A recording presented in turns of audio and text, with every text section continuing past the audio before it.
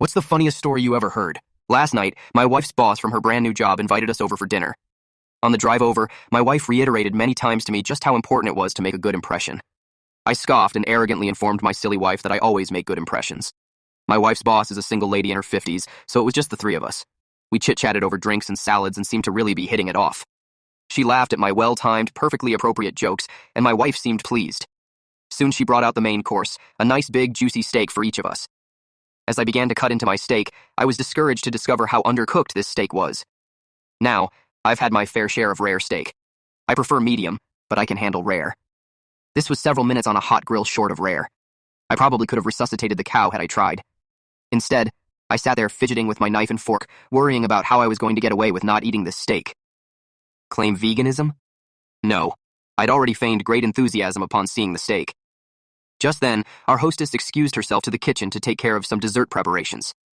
As I looked across the fancy dining room table at the open window of this third-story apartment, a cartoon light bulb appeared over my head. I knew I had to be decisive, realizing that she could return at any moment. I committed. I grabbed the steak with my hand, gently shook off the juice, and executed a perfect throw right through the center of the open window. Here's the big-time FU. The window wasn't open. It was the cleanest fricking window you've ever seen in your life. That is, until my mostly raw slab of steak slammed up against it and slowly slid down, leaving a trail of bloody juice in its wake. My wife, whose steak was a nice medium rare and was unaware of my predicament, turned, jaw dropped, and stared at me like I was an alien from another planet. This look then slowly morphed into more of a, there is no place on this planet you can ever hide from me expression of demonic anger. My wife's boss heard the thud of the steak on window impact and came quickly. She took in the scene, the steak sitting on the windowsill, the blood trail, my empty plate, and then gave me an inquisitive, puzzled look. I just didn't know what to say. It felt like a minute of silence, but was probably 3 or 4 seconds. Finally, the best I could manage was, I'm so sorry. I am such a klutz.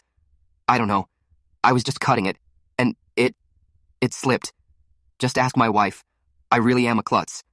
Right, honey? No help coming from that direction. I will clean this up. I can't believe this. I am so sorry, etc., etc.